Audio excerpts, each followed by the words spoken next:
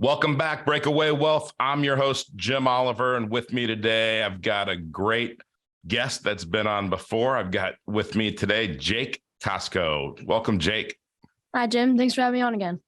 Absolutely. Absolutely. So for you that haven't heard Jake before, Jake is he's an experienced infinite banking person that's been doing infinite banking for a while. He's bought real estate, he's bought into a business, and he's funded how many do you have two policies now or just one?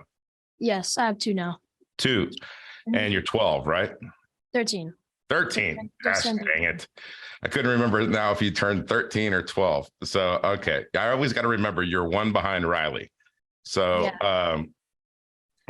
That's awesome. So you have two policies at 13 years old, and you've already bought some real estate. You've bought some into a business.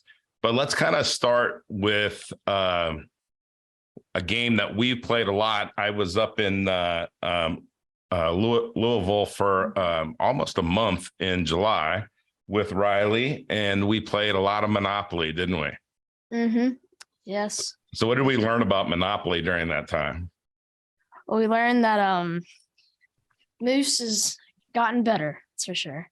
The kid does learn. I mean, I got to give him that. He's coachable. Oh yeah, he definitely is. He's got a lot better. He's got more to go though. Yeah, what were some of the things that you feel like he made a mistake on that he's learning about? I think his biggest mistake was he always went after Boardwalk and Park Place. And those of you who do not know, if you don't play Monopoly, you should, but Boardwalk and Park Place are the two most expensive properties on the board. And his thing, what he would always do is he would go after Boardwalk and Park Place no matter what. And that's how we would beat him every time. So we would make him, if one of us got it, we'd make him bid at like all of his money, mortgage all of his properties to get Boardwalk and Park Place, and he would go bankrupt quickly. And that was his biggest thing that he did wrong. Absolutely. So what's the one rule of Monopoly that matters? 4 houses equals a hotel. That's right. Because then, so, and for you, like Jake said, for everybody out there that doesn't play Monopoly, it's a great game. If you're just playing it to have fun, it's kind of a boring game. It just takes too long. But if you're playing to win, which is the way that the Koskos play Monopoly, the way I play Monopoly, is it gets really fun because, like Jake just said something there. Let's say that I have Boardwalk and Jake has Park Place. Well, one of us has to make a deal. Okay, if we both know the one rule of Monopoly that matters, which is 4 houses equal a hotel, then one of us has to give up that property. Mm-hmm. So you're going to pay a premium, but how much of a premium? And then, what's your rate of return? Okay, is that what's important? Do we calculate the rate of return, or are we looking for volume? And in Monopoly, it's the same thing as money in real life, and it's the same thing with infinite banking. It's about volume. How many properties can I have? How many hotels can I have? Right? Yeah. So, when I first got there, he was very focused on Boardwalk and Park Place, and but then that's only 2 properties. So if you calculate the odds, landing there. Yeah, I mean, of landing there, you would rather have almost any of the other sets of properties, the amount of money that you're putting in, the amount of money that you're getting out, how much money it costs to get hotels on there, everything else. But the way that you win at Monopoly is you have either one side of the board or you have a corner. And that way it's all about where people can't avoid landing on your properties, right? And if they get lucky, they can win because if they just avoid landing on your properties that you have hotels on, then you could be in trouble. But how do you avoid that? Get more properties. Mm-hmm.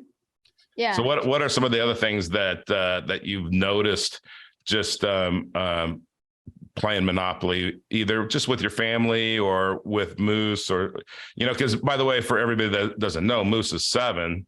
So 6. I think he's 6 still. He's still 6? Yeah. I think he Oh, turned that's right. That's right. He just turned 6. 6 in August. Okay, gosh, I've only been gone for a couple of months, and now I got all your ages messed up. But I'm close. Okay, so he's 6. So that's even so. If a 6-year-old can play this game, and the 6-year-old understands how to win, and a 6-year-old understands buying properties, cash flowing assets, then no one in this audience has an excuse not to do it. But what are some of the things that at 6 you started to either see him doing, or you started to take advantage of things that he was doing so that you could beat him? Well, he would. Sorry, could you explain more of that? Like what you just said? Yeah, just what are some of the things that you've been doing to beat him, like that he still hasn't figured out yet, or how are you negotiating with him to buy properties, that that kind of stuff? Okay, yeah. So, he's still 6, and the Monopoly. He's gotten really good at it, but he doesn't look at the bigger picture. He looks at his one corner. He'll either focus on maybe Boardwalk and Park Place, or maybe the Brown properties that are the cheapest ones, or maybe he'll try for another one, Monopoly. But the biggest thing is he spends all of his money. If he lands on any property, he's buying it, and he'll mortgage properties to get it. He just wants to own as much of the board as possible. And that's, I think, is sometimes can be his flaw, is you gotta use your money wisely in Monopoly, and make sure that you don't spend all of it and end up with none left. And that's what he does every time. And that's where he goes a little wrong sometimes. Yeah, I mean, one thing that I think that's interesting is I would say this in business, and I would say it playing Monopoly, is don't fall in love. What I mean by that is don't fall in love with one property or one set of properties. It really doesn't matter as long as you can get hotels on them. That's all that matters. So if you don't have enough money to get hotels, and I'm okay with you like mortgaging the properties that you have so that you can get hotels on other properties. But that's a tough game too, because sooner or later you're going to have to unmortgage those things. And if you can, once you get like all of the properties in a certain color, and you're ready to buy hotels, and you don't have any money and you don't have anything you can mortgage, well, it does you really little good for that. What I think you do then is you start selling some of your other properties to other people to get some cash so that you can buy hotels.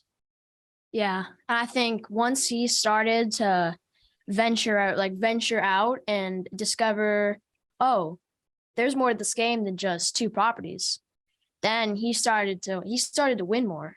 Like once he started, he got. I think he and my dad have a game right now going. And I think he did go after Boardwalk and Park Place this game. And I think my dad's kind of really beating him right now. But I think the times that he has tried for maybe the orange properties or the light blue properties, I think those have probably been his best games. And I think he's won the most going after those properties. And that's kind of how infinite banking is people are like focused on boardwalk and Park Place in a way. They're doing the same thing over and over and over again. But if you go and try something new, infinite banking in this case, and you will be more successful. Right. No, that's a great point, because if you play Monopoly like the herd plays Monopoly, which is to have fun, then it's a luck of the draw whether you win. So it's kind of like the same thing in real life.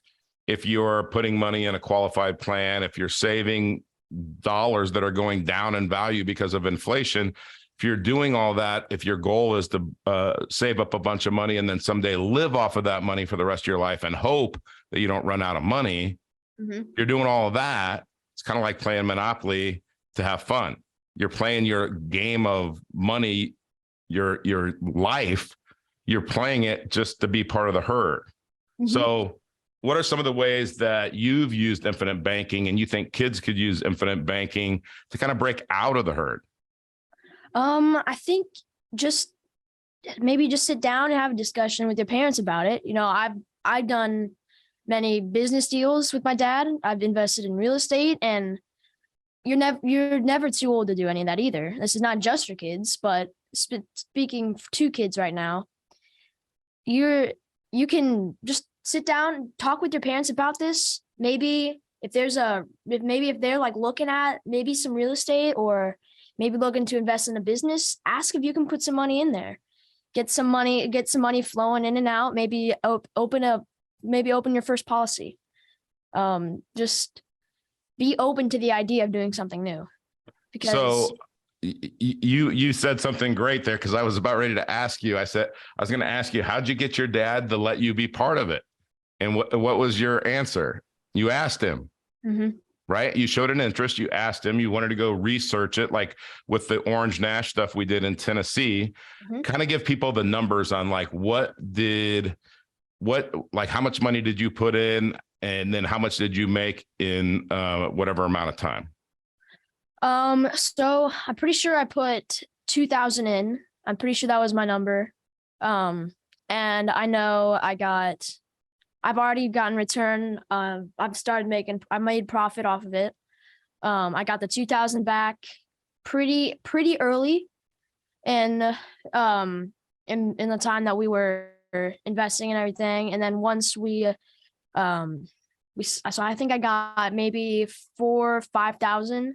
No, I think I got like 2,000 of profit. I got my 2,000 back, and I think I maybe got like 2,000 of profit. And then once we sold, well, not necessarily sold, but we sold the rest of the properties, I got a $5,000 check from that. So you basically put in $2,000 and you've gotten about 9 back there. I was going to say 10, but somewhere between 9 and 10 back, right? Yes. Okay. And how many years? I think it was maybe just 1. Yeah, it was a little bit under. Yeah, I mean, it's between 1 and 2 years. So if we really figured out, when we tell people it's not about your rate of return, it's about the volume. Mm-hmm. What if you had $2 million to put in there, right? You put in $2 million and you got back 9 or 10. Mm-hmm. That'd be pretty cool, right? That's why the volume is more important than the actual rate of return. Even though your rate of return is just silly, it's good, right? What is it? Doesn't matter. It's great. Put in 2, you got back 9 in less than 2 years. Mm-hmm. So how many times a day do you want to do that? As many as I can. As many as you can, right? So now that's the challenge, but focusing on that and not focusing on, hey, what do I want to do for my job? Well, I don't want to have a job. What I want to do is go buy assets, and then I can go do whatever I want to do. I can volunteer. I can volunteer at my church. I can volunteer for some organization that I care about. But that difference, talk about that difference between like a paycheck, job, and how you kind of see that as you're growing up. Well, I mean, really what most people do is, they go to their job every day, working who knows how many hours. Some people go work at 6 and they get back at 8. So, I mean, nobody really wants to do that unless you really enjoy your job. I mean, but would you rather sit at a desk all day and have people controlling what you do, or would you rather invest in real estate, own businesses, start your own business? Would you rather do all that and not maybe just make some phone calls a day, few phone calls a day, and be able to be with your family, maybe go golfing, maybe do some traveling, like just being able to live more free than being stuck behind a desk, having a boss like they're telling you over and like, you gotta do this, and just doing infinite banking and owning maybe own a policy or 2, and just do real estate and invest. Yeah. So what you're talking about is change, not exchanging time for money, but letting your assets provide your ideal standard of living. And then you can go do whatever you want to do. It's not saying you're not going to work. It's not saying, but you're not going to have to go work, like you said, for somebody else. let's say that if I'm a doctor right now and I'm an orthopedic surgeon, for example, and I might really like being an orthopedic surgeon, but you know, if I have assets that would replace that income anytime I want, then I don't have to be an orthopedic surgeon if I don't want to. I don't have to be on call. I don't have to do those things at whatever point I don't want to do it. Right. Mm-hmm. But when we're kids and we're thinking, okay, what's the goal? And the goal that when people my age were kids, we were taught, go to school, get a job, save your money. Someday you retire. And then you just hope that you don't run out of money before your retirement savings is gone. Well, now what Jake's talking about is, hey, how do I go buy assets that provide me income for the rest of my life, regardless of how long I live? Mm-hmm. So what did you think when you first heard like infinite banking or that concept? Because you got it pretty quick. And what I love about that, Jake, is you didn't have this paradigm that was already in cement. Like you didn't have these other beliefs, right? This was all new to you. It made sense. So like what made you like just want to get involved like right away? I saw my dad. He was really like into it. He was really excited by this. And you know, I think I was 6 when he first introduced it to me. And being a 6-year-old, if your dad gets excited about something, you're excited about it. So I think that's where it came from. I know he made some spreadsheets, and we would do some little spreadsheet meetings, maybe like once a month, and he would explain it more and more and more to me. And he said once I understood it enough, I could open a policy. And I think probably around 7 or 8, maybe closer to 7, I had my first policy. And then I just started talking with him more about it. I saw like how much he was doing it, and then I just started catching on to it. And then as I got older, I understood it more and more, and I've sat in with business deals with him, and it's just kind of progressed over time. That's awesome. You know, I think about your dad's journey with this, and maybe it's important that we talk a little bit about like the effect on your family. So, you know, your dad had a great job, right? He was a pilot for UPS.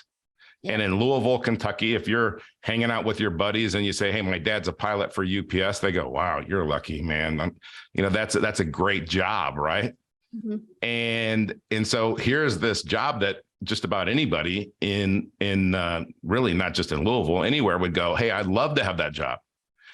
But then, you know, your dad had to be gone a few nights a week, and sometimes, you know, he had to be wherever UPS wanted him to be as a pilot, right? So talk about like the difference between when your parent has a job and when your parent is more financially independent and free, and they're doing assets and infinite banking and all of that. Like what's the differences you see? I think we get to spend more time with my dad. That's for sure. When he was flying, you know, he'd be gone days at a time, sometimes weeks. And it was a lot. It was kind of harder to spend more quality time with him. And then once he started, doing infinite banking, he kind of gradually stopped flying. I think he still did it sometimes. And then he got into a wreck and kind of wasn't able to, and that's when he like really stopped. And I think then we started our family. We started to like be able to hang out more, and he'd be down in his office at home sometimes, but at least he'd be home and we'd get to see him, and not, when are you gonna be back? Like FaceTiming him, when are you gonna be back? He said, yeah, I don't know. Like, nope, we never really knew when he was gonna be back sometimes. You know, that was kind of hard sometimes, but I think once he stopped flying, you know, I know he enjoyed flying when he did it, but I think when he stopped, I think our family has gotten closer. So you think about infinite banking, and you think of kind of person A, they're doing what they were told, go to school, get a job, get a good 401k, save your money, put it in Wall Street, work as hard as you can to move up the ladder, all of this stuff. And then you think of person B says, no, I don't want to be part of that herd. I don't care if I'm at the top of the herd.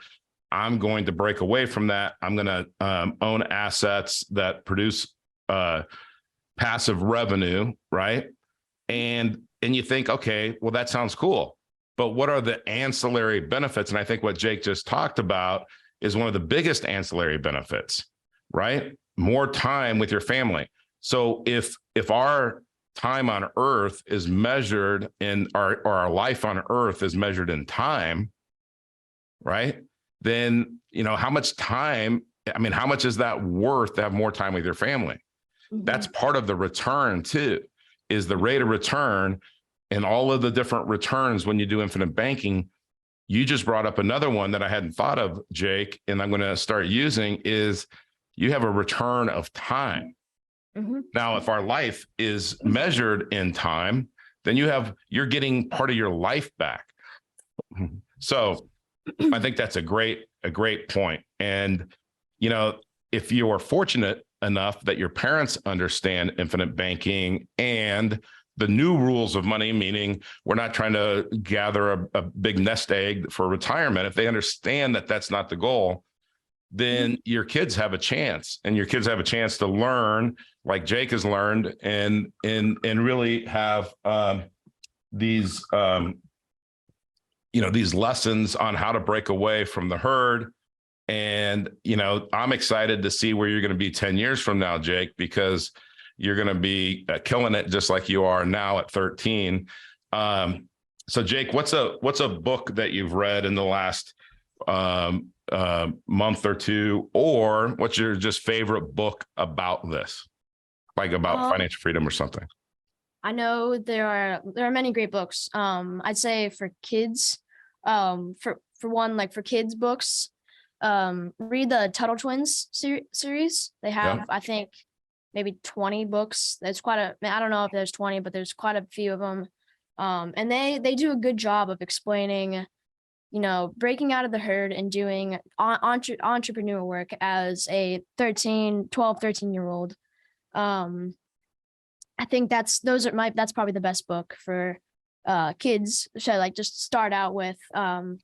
I know Mr. Nash's book, Becoming Your Own Banker. That'd probably be the next step. And then maybe read Rich Dad Poor Dad.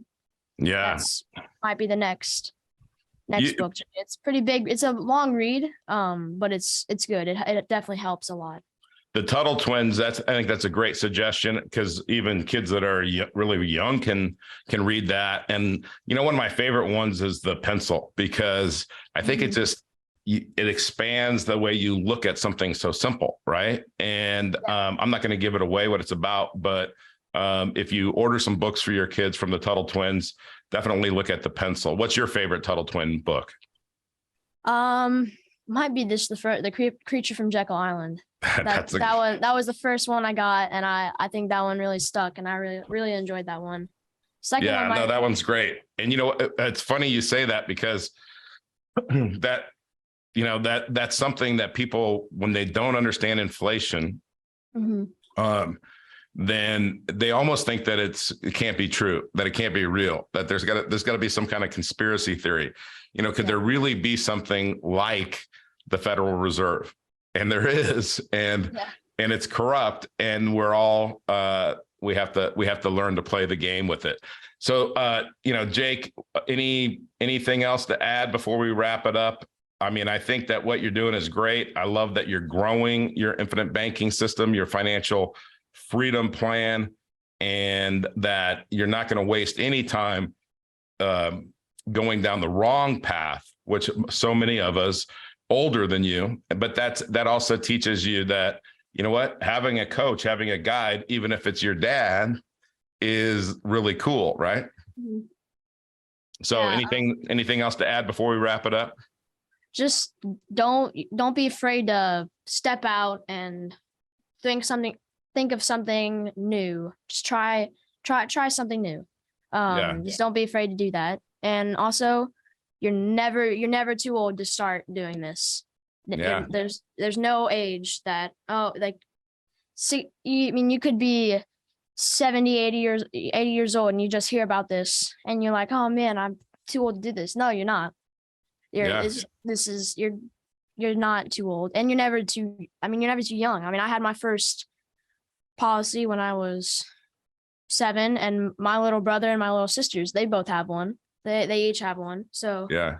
I mean, it's never too late, never too early to start. Yeah.